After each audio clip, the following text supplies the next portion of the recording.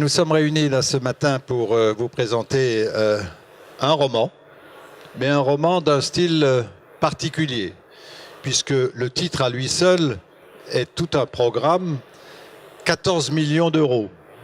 Vous allez me dire, mais qu'est-ce que ça veut dire, 14 millions d'euros? Il y avait Roger Vaillant qui avait fait 325 000 francs, mais c'est un peu ancien. J'avoue que je ne me souviens pas très bien de l'intrigue de Roger Vaillant, mais je me souviens du titre. Donc on se souviendra, Jeanne aussi, du titre 14 millions d'euros. Alors de quoi s'agit-il? Il s'agit en fait du résultat de ce qu'on peut appeler un serious game, un jeu sérieux que nous avons développé pendant plus d'un an et demi même, ça a commencé il y a déjà presque 2 ans, avec un objectif, c'est d'essayer de montrer qu'il est possible de faire du tramway à moindre coût. Ce qui ne veut pas dire du tramway low cost, mais du tramway à moindre coût, et on fera tout à l'heure la distinction entre les deux. Pourquoi avons-nous eu cette idée dans l'atelier du tramway qui réunit toujours d'ailleurs des élus, des techniciens, des ingénieurs, des maîtres d'œuvre, des professionnels aussi de la construction du tramway, du matériel roulant, etc. Quel a été notre souci de départ? C'était de dire comment et pourquoi en France a-t-on des tramways qui sont aussi chers, entre 20 et 25 millions du kilomètre, parfois davantage lorsqu'on est dans des zones très sensibles. Pourquoi chez nous, ces coûts d'objectif-là et ces coûts de réalisation, alors qu'ailleurs, en Suisse, en Allemagne, on a des coûts inférieurs? Il y a quand même un mystère.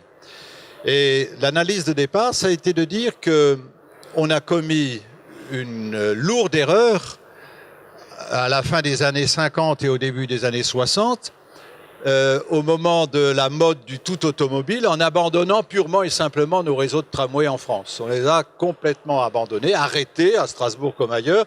Il n'y a que 2 ou 3 villes qui ont gardé un tout petit vermicelle de tramway. C'était Saint-Étienne, c'était Lille et c'était Marseille, je crois, si je me souviens bien. Mais globalement, on a dans une frénésie populaire décidé de balancer par-dessus bord, si j'ose dire, cet instrument de déplacement du 19e siècle, brinque-ballant, faisant du bruit, empêchant la voiture d'utiliser l'espace public en milieu urbain. Et moi, je me souviens du dernier tram de Strasbourg qui a circulé très exactement le 1er mai 1960. 1er mai 1960, grande fête populaire, 150 000 personnes dans les rues. Enfin, on va entrer dans la modernité. Enfin, on va avoir des voitures qui régleront le problème et qui sont la solution d'avenir. On est même allé jusqu'à brûler l'ancien tramway de Strasbourg solennellement au dépôt de la CTS, monsieur le directeur. On a des photos encore de cela. Alors, pour être juste, il faut dire que c'était pour récupérer l'acier et on a brûlé, je dirais, la carrosserie qui était en bois à l'époque. Mais c'est quand même un symbole incroyable. Et pourquoi est-ce que je dis tout cela? Eh bien parce que c'est à partir de là qu'on a fait des tramways Rolls-Royce, on va dire, des tramways haut de gamme. Parce qu'il fallait reconstituer à partir de rien, à partir de zéro, une culture tramway. Et du coup, on a fait des tramways haut de gamme, que ce soit pour le matériel roulant, que ce soit pour les infrastructures de façade à façade, le pavé, le gazon, etc., etc. On a redonné une dimension urbaine à des zones qui avaient été envahies par l'automobile et qui avaient été consacrées en quelque sorte à l'automobile. Et je crois que la différence des coûts entre la Suisse, par exemple, et la France, elle est là. Les Suisses n'ont jamais abandonné leur tramway, ce qui fait qu'ils n'ont pas eu besoin de reconstituer une culture du tramway, ce qui a été notre cas. Mais aujourd'hui, cette culture, elle existe. Elle existe en tout cas dans les grandes villes, elle existe même dans des villes plus petites, avec des tramways qui d'ores et déjà coûtent moins cher. Et donc notre travail a été de formaliser tout cela, et de le formaliser dans une forme littéraire que Jeanne Bazard a à réaliser. Donc c'est elle l'auteur, c'est elle la romancière de ce Serious Game, et elle vous en parlera tout à l'heure. C'était pas un travail facile pour elle. Et puis Yvon Puig, qui est à l'origine au fond de cet atelier du tramway, lui, il est le père des 14 millions, si je puis dire, pour l'instant. On peut peut-être aller encore plus loin. Donc je vais lui donner la parole pour qu'il puisse vous expliquer comment, quelle a été la méthode que nous avons choisie et à quel résultat nous arrivons aujourd'hui et à quel prolongement on peut s'attendre pour l'avenir de la part de cet atelier du tramway. Voilà, donc c'est le tome 1 des œuvres complètes à venir. Je ne sais pas combien il y aura de tomes, il n'y aura peut-être pas autant que pour les Rougon-Macquart ou pour la comédie humaine, mais il y en aura l'un ou l'autre supplémentaire. Yvon, à toi la parole. Merci bien, même si là c'est une forme de comédie humaine malgré tout. Quelques mots sur l'atelier du tram. Donc l'atelier du tram, c'est d'abord le nom, c'est pas l'atelier du tram, c'est l'atelier Nouvelle Mobilité, puisque l'idée à terme est d'essayer de traiter tous les modes de transport et de voir comme les interactions entre les façons de se déplacer. Et donc, comme il fallait commencer par quelque chose, on a commencé par les tramways. Donc l'atelier Nouvelle Mobilité réunit toutes les parties prenantes au transport en commun, donc depuis les maîtres d'ouvrage, les collectivités, jusqu'aux exploitants en passant par les industriels, les entreprises, les ingénieries. Tout le monde fait partie, est intégré, travaille dans cet atelier. Comme je viens de le dire, le premier sujet qu'on a choisi, c'était le tramway.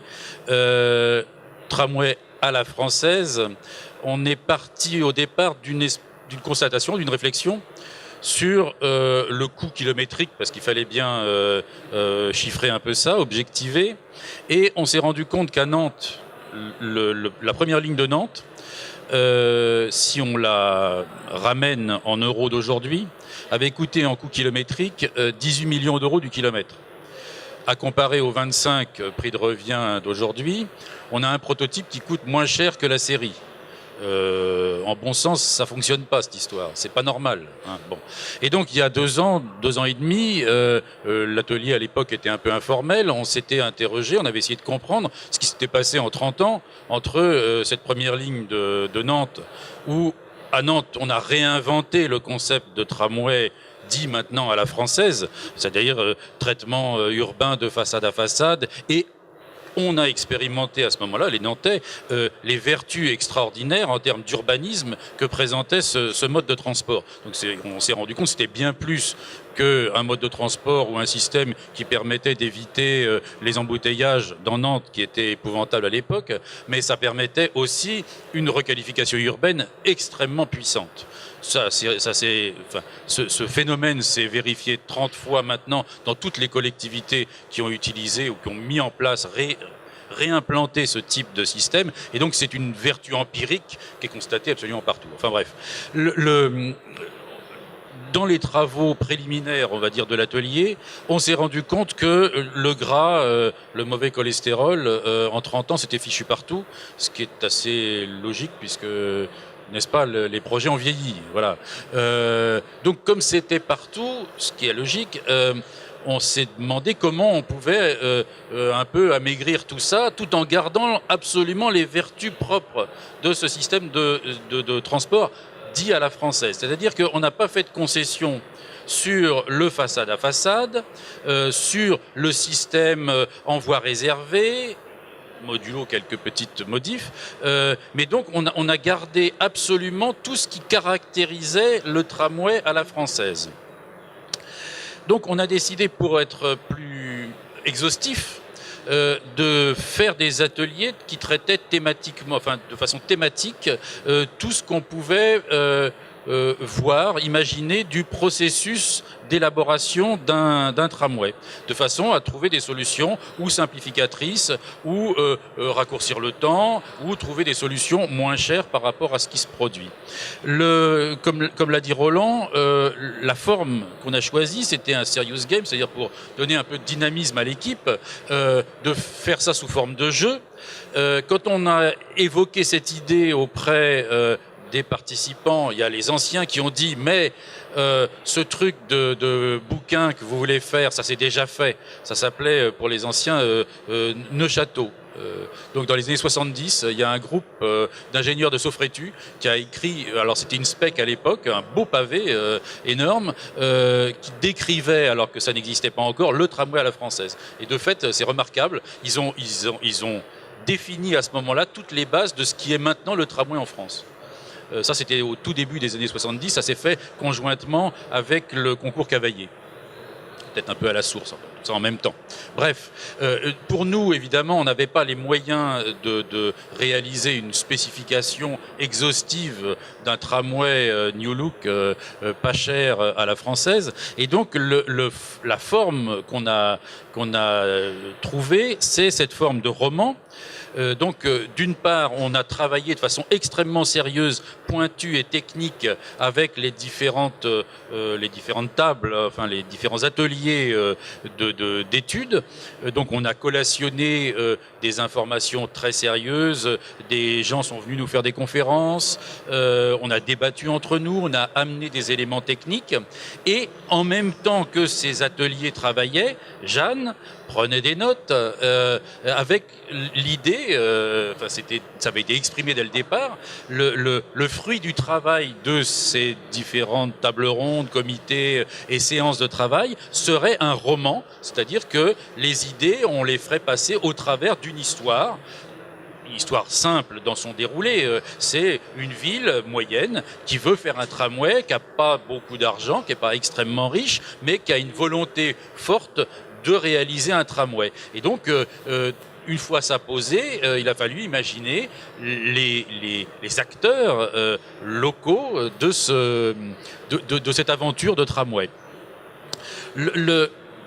Pour prolonger ces travaux, comme on a récupéré beaucoup de choses techniques un petit peu lourdes,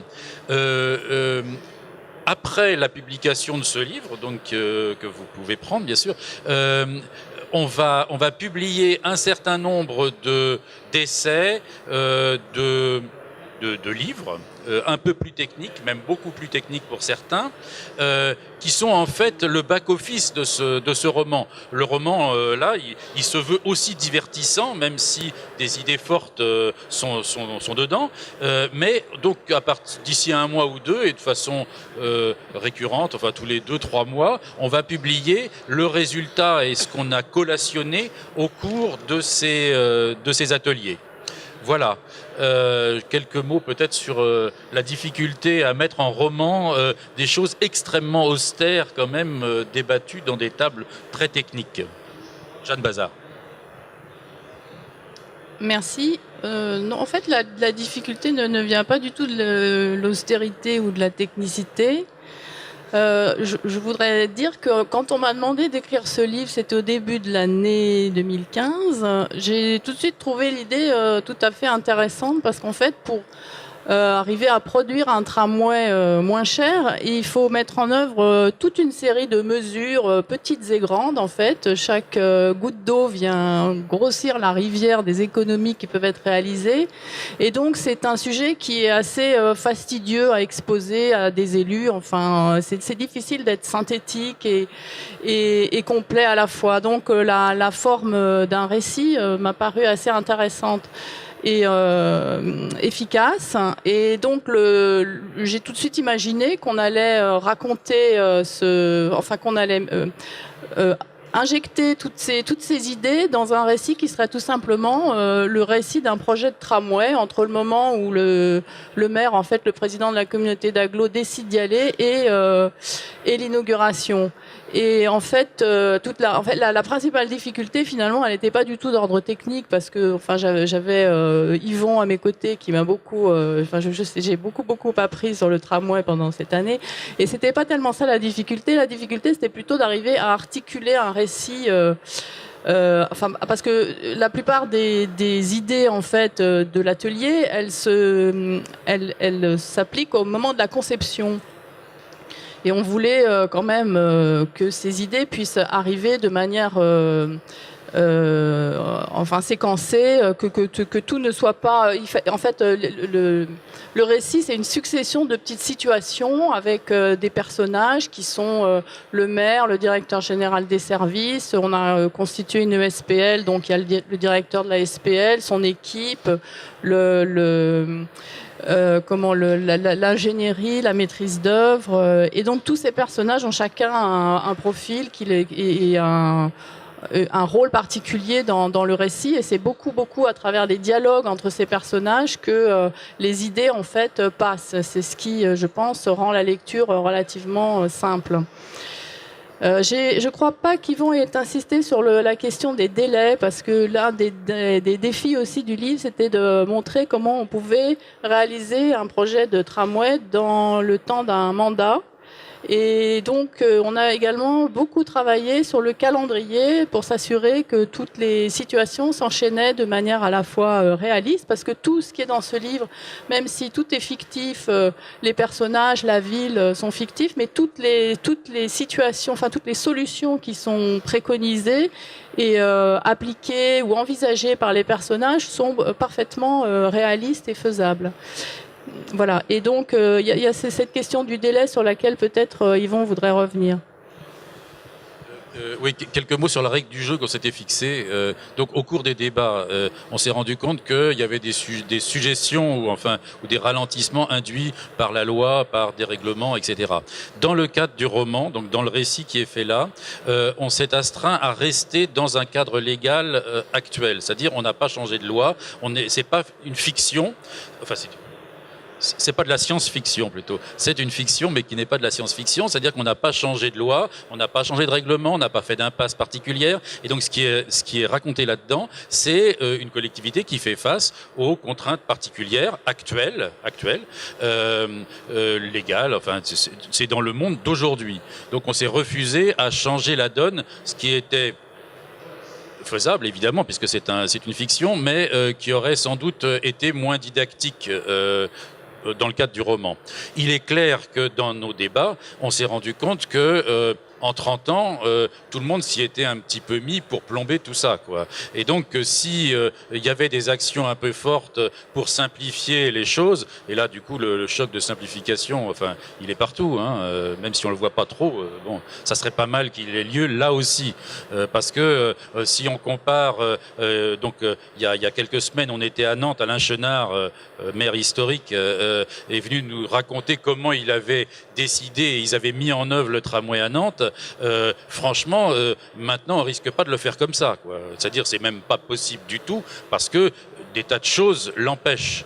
Bon, j'ai pas eu l'impression que le tramway de Nantes était un échec cuisant. Bon, donc ça veut dire qu'ils ont quand même super bien bossé et avec une liberté à l'époque qu'on souhaiterait retrouver aujourd'hui parce que on ferait pas plus mal, c'est clair. On bénéficie de 30 agglomérations, enfin de l'expérience de 30 agglomérations. Voilà.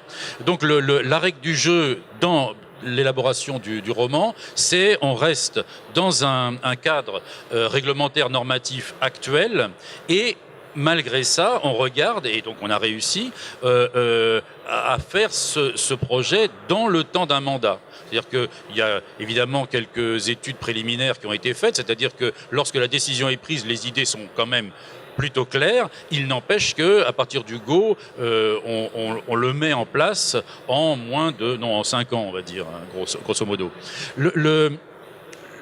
Une autre chose qui est évidemment contenue là-dedans, c'est que on a aussi examiné les bonnes pratiques qui ont été faites à droite et à gauche et vous pourriez avoir l'impression que c'est le catalogue des bonnes pratiques.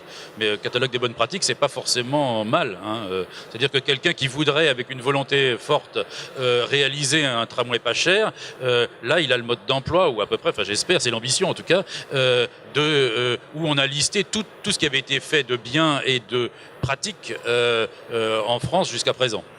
Voilà. Bien, merci beaucoup. Alors, on a beaucoup parlé ici de la tribune, si j'ose dire. Il y a certainement des interventions ou des questions sur le passé, le présent et l'avenir. Surtout l'avenir, peut-être. Alors, est-ce que quelqu'un a quelque chose à dire? Bon, si, Maintenant que certains enjeux naissent dans le périurbain, est-ce qu'on peut imaginer un roman justement de la reconquête du périurbain? Est-ce que l'atelier tramway, l'atelier de nouvelle mobilité, pardon, va essayer de se pencher sur le sujet? Alors, c'est une question adressée évidemment à l'autorité organisatrice, puisque c'est elle qui est en charge des stratégies urbaines, qu'elles concernent le cœur de la ville, la première couronne, la deuxième couronne ou le urbain. Et il est vrai que, en tout cas dans les grandes villes aujourd'hui, une bonne partie du travail, je dirais, de cœur de ville a été fait.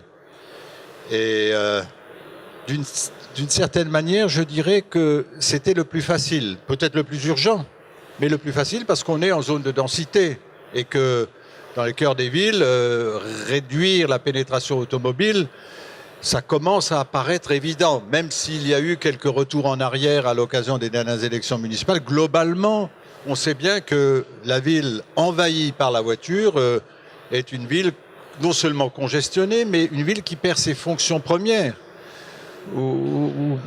Pour laquelle les fonctions premières, résidentielles, commerciales, touristiques, culturelles et aussi économiques, ont du mal à fonctionner. Si la ville est un grand garage, si elle est un nœud d'autoroute, enfin j'exagère évidemment, ça ne marche pas, c'est plus une ville.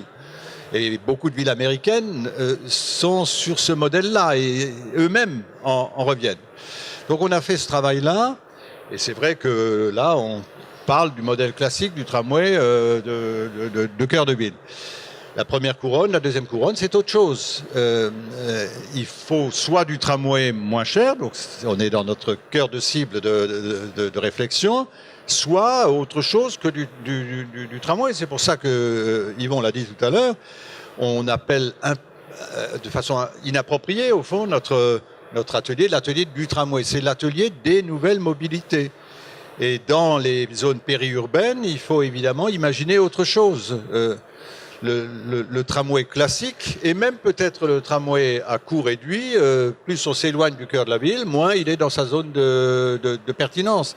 Donc c'est peut-être du BHNS, c'est peut-être du transport à la demande, c'est peut-être tout simplement des bus en site propre et des choses de ce genre. Donc on va travailler là-dessus aussi. C'est même l'un des objectifs parce que là c'est plus difficile. C'est plus difficile et il faut être plus créatif au fond dans ces zones-là que dans les zones centrales. J'ajoute quand même que notre objectif était aussi de rendre le tramway accessible à des villes moyennes. Ce qui n'était pas le cas jusqu'à maintenant à 25 millions du kilomètre, ce qui peut l'être à 14, ce qui peut l'être encore plus, évidemment, si on descend à 10. Voilà.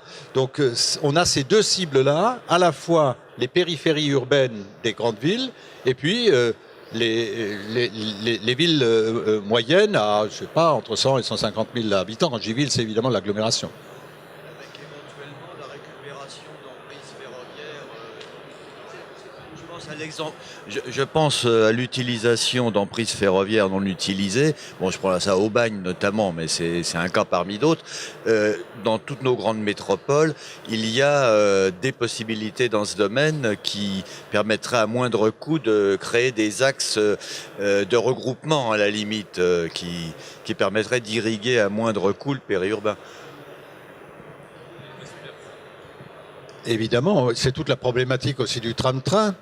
Et à ce sujet, on parlait tout à l'heure des difficultés liées aux principes de précaution, aux réglementations diverses et variées. Ça doit faire une quinzaine d'années qu'on parle du tram-train dans l'agglomération strasbourgeoise et on n'y est pas arrivé. On n'y est pas arrivé. Il faut dire que... Alors, bon, est-ce qu'il y a des gens de la SNCF ici alors, je leur demande de pas trop écouter ce que je vais dire. Je me souviens du débat qu'on a eu à Strasbourg comme ailleurs sur la réglementation pour mettre sur les rails ferroviaires du matériel ferroviaire urbain, léger. Et on me disait, oui, mais la résistance au choc à 50 km/h, à 80 km/h, etc., ça ne va pas, il faut renforcer, il faut un autre matériel, ou je ne sais quoi. Et à un moment donné, je me suis fâché, et j'ai dit, écoutez, est-ce que vous savez qu'à 60 km de Strasbourg, il y a un tram-train qui fonctionne à la satisfaction générale depuis des années et des années? La ville en question, c'est Karlsruhe. Ah oui, on le sait, oui, mais la réglementation en Allemagne n'est pas la même que chez nous, etc., etc. Oui, et j'ai dit, mais la physique à Karlsruhe, les lois de la physique à Karlsruhe, à mon avis, sont très proches de celles de Strasbourg, pour ne pas dire les mêmes. Alors, j'ai plus eu de réponse là-dessus. Donc, cette question de la réglementation du principe de précaution est une question centrale aussi pour l'avenir. On a travaillé à réglementation constante, à loi constante, jusqu'à maintenant. On est arrivé à 14 millions, mais si on pouvait un petit peu modifier et peut-être prendre exemple sur des pays où ça fonctionne aussi et où il n'y a pas de sinistralité supérieure à celle qu'on a chez nous, peut-être qu'on pourrait aussi avancer fortement. Ce qui me permet d'annoncer le prochain bouquin. Donc le prochain bouquin, c'est une analyse juridique du cadre juridique et réglementaire qui s'applique au transport urbain structurant, typiquement le tramway, et qui va suggérer quelques allègements, améliorations, pour une part à l'exemple des voisins européens. Donc bon, ce bouquin, il est prêt. On va le présenter avant la fin de l'année assurément, j'espère début novembre, fin octobre, début novembre. Voilà, donc... il y aura un communiqué de presse avant, évidemment. Vous êtes tous conviés. Ça sera à Paris, probablement. Donc, on ne sait pas encore bien dans quel cadre, mais enfin, le livre est prêt, quoi. Je voulais juste revenir au livre et répondre à un complément de réponse à ta question. En fait, nos gens, là, dans le roman, il y a une petite commune limitrophe qui est peuplée d'irréductibles gaulois. Et à un moment, dans le projet, pour mettre du tonus, pas que pour mettre du tonus, mais de l'action. En fait, ils revendiquent aussi le tramway, enfin que le tramway aille chez eux. Et donc, la collectivité est obligée de trouver une solution simple et pas chère pour relier cette commune un tout petit peu distante.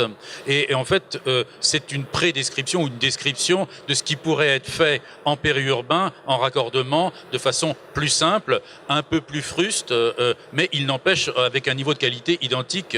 C'est-à-dire que c'est le tramway de la ville qu'on prolonge. Hein, donc il n'y a pas de rupture de charge, etc. Il y a les vertus connues des lignes de tramway.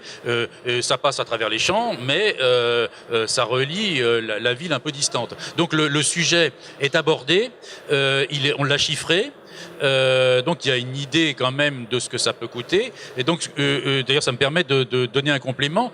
Comme au sein de l'atelier, toute la profession est là, c'est-à-dire c'est vraiment toute la filière est là, avec les meilleures ingénieries. On a pu tester nos scénarios de façon réellement économique, c'est-à-dire en confrontant la vie des entreprises, la vie des ingénieries, c'est-à-dire que les chiffres qui sont là-dedans sont des chiffres qui ont... il y a eu du back-office. C'est pas un truc, Jeanne, qui s'est levé un jour en disant « Tiens, ça va faire 14 millions, vous allez voir ce que vous allez voir ». Donc il y a de la substance derrière, c'est pas tombé du ciel. C'est-à-dire que les scénarios, on les a testés, on les a moulinés, les ingénieurs ont travaillé, c'est pas du grand n'importe quoi. Enfin, on n'est pas dans le fantasme du tout.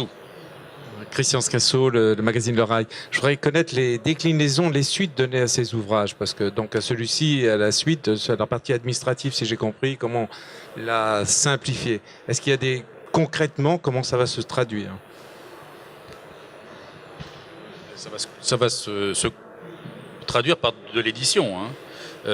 Donc édition qu'on va diffuser, enfin, c'est des livres, des vrais, édités, référencés sur Amazon, qu'on peut acheter à la fois en ligne, on mettra un lien sur le ligne de l'atelier, mais également en faisant une recherche sur Google, voilà, on pourra se les procurer.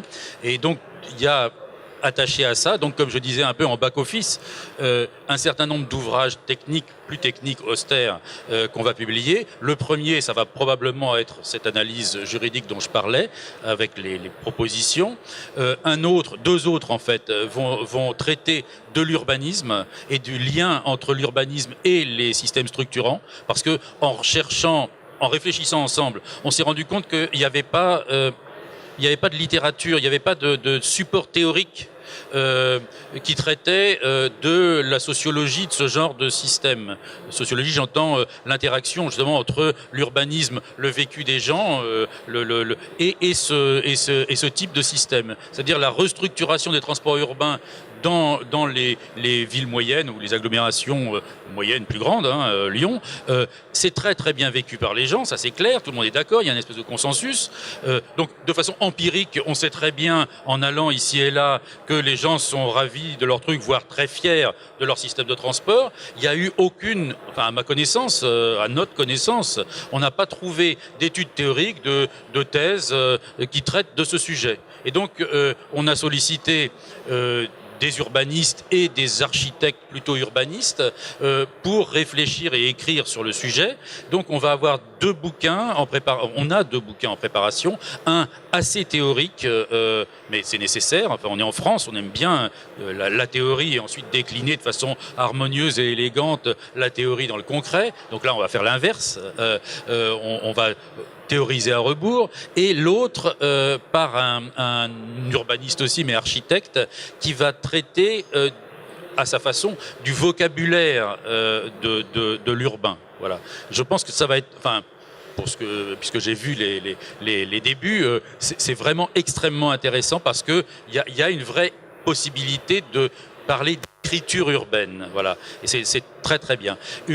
Un autre ouvrage va être plus technique, donc on va essayer de ne pas faire une spec, mais va traiter des améliorations possibles tout en restant dans en intégrant les normes. Oui, les normes et les contraintes techniques réelles. Donc ça, pareil, à venir aussi. Est-ce que j'oublie un sujet ?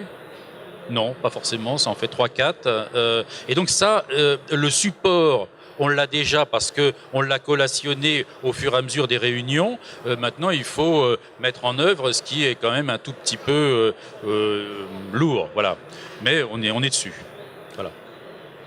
C'est la réponse. Bien, oui, je vous en prie.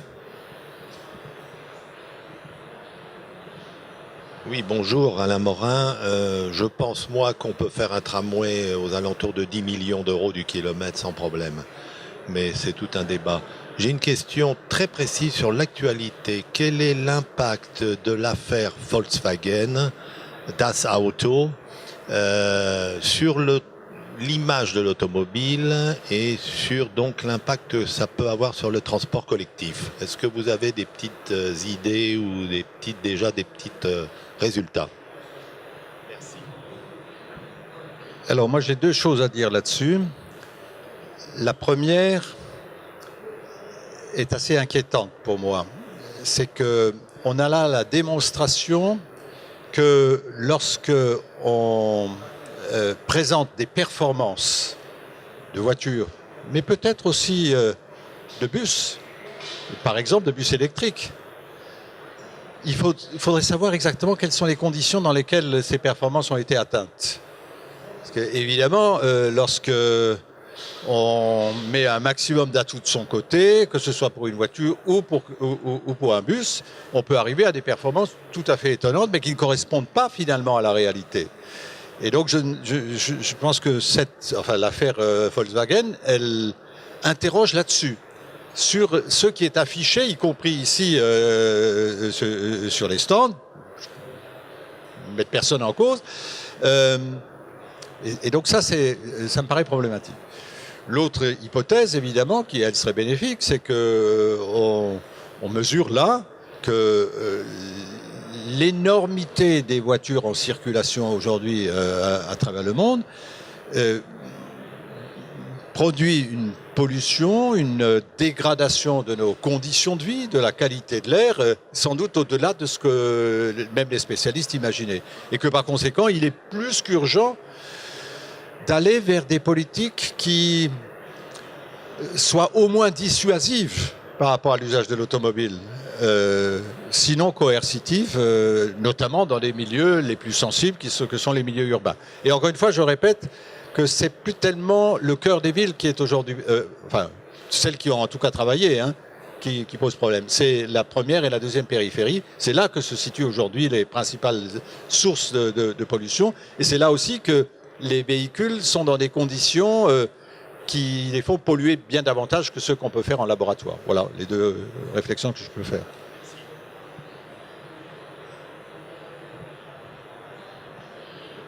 Que pense l'atelier du discours parisien sur le tramway sans électricité et sans rail?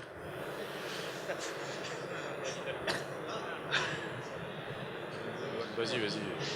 Non, ça s'appelle un bus électrique, non? Enfin, je sais pas. Et donc là, on en vient à la question précédente sur les véritables performances. Ah bah tant qu'à faire, ouais. Je sais pas si vous avez lu, enfin, des essais des Tesla. Donc Tesla, c'est la voiture électrique à la fois haut de gamme, mais donc qui explique qu'elle a des performances 2 fois supérieures à tous les autres. Bon, donc là, ils y sont allés franco. Et donc, enfin, moi j'ai lu dans la presse, ça vaut ce que ça vaut, je l'ai pas fait moi-même, que les chiffres de 400 km d'autonomie, ils sont atteints si la voiture elle freine pas, elle accélère pas, et que la route elle est plate, et que il roule à 50 à l'heure. Bon, donc comme c'est des voitures qui montent à 300, enfin celui qui aura envie de l'essayer à 300, il va faire 50 km, quoi. Bon, donc il y a encore une petite marge. Ça arrivera forcément, c'est-à-dire que les technologies vont se développer, et c'est une certitude, c'est-à-dire dans 10-20 ans, clairement, il y aura on aura trouvé une façon de stocker l'énergie telle que on fera marcher des systèmes électriques avec une endurance extrêmement forte et une longévité. Bon, aujourd'hui c'est pas le cas. Bon, donc c'est vrai que ça bosse beaucoup, mais n'empêche que c'est pas opérationnel aujourd'hui. Donc il y a forcément des défricheurs et des gens qui vont se lancer là-dedans. C'est plus que courageux. Alors certains ça sera un petit peu innocent, donc bon ils s'en mordront un peu les doigts. Mais les technologies sont comme ça.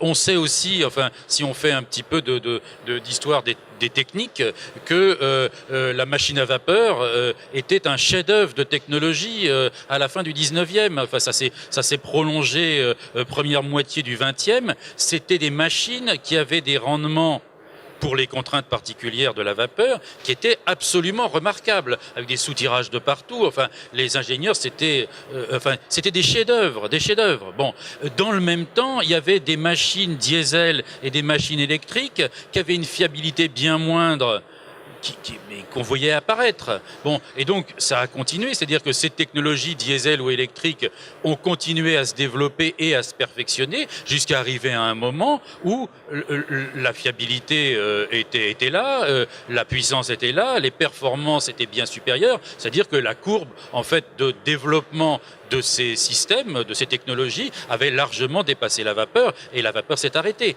Donc ce qu'on vit aujourd'hui, c'est une mutation, et on est au début de la mutation entre des transports urbains thermiques et des transports urbains qui vont être électriques. Et il n'empêche, je rappelle quand même que le tramway, sans la ramener, marche à l'électricité. Hein, voilà. Et pas de l'électricité stockée en plus. Donc comme c'est de l'électricité récupérée, on n'a pas besoin de trimballer les quelques tonnes de systèmes de stockage nécessaires aujourd'hui pour avoir une endurance suffisante. Bon, voilà. Donc il y a aussi quand même une question de bon sens, où on a une technologie mature dont nous on pense qu'elle peut encore progresser et s'améliorer, c'est-à-dire devenir plus performante en termes même économique, hein, enfin technico-économique, on va dire. Donc on n'est pas arrivé sur le haut de la courbe où on sature, on pense qu'on est encore sur une courbe croissante, et donc ça serait quand même dommage de ne pas en profiter. Voilà. Bien, je propose peut-être qu'on en reste là. Peut-être juste là, on vous offre les premiers exemplaires, mais après, c'est sur Internet qu'on peut... Absolument, oui. Donc ça va être, comme je l'ai dit, ça va être sur Internet, donc en édition en ligne. On va mettre un lien évidemment sur notre site qui permettra d'aller commander des livres. Si vous en avez besoin, vous pouvez contacter l'atelier, atelier du tram ou je sais plus quoi, enfin pareil, hein, c'est sur le site, on vous en enverra. Je vois qu'il y en a plus, donc ceux qui n'en ont pas eu, vous attendez un petit peu, il y en a dans la réserve, on va vous en donner. Voilà, c'est tout, et donc il me reste à vous remercier beaucoup. Je le fais à ta place, du coup, non, c'est toi. Non, c'est très bien. Merci à vous. Bonne lecture à vous, et puis il y aura des suites.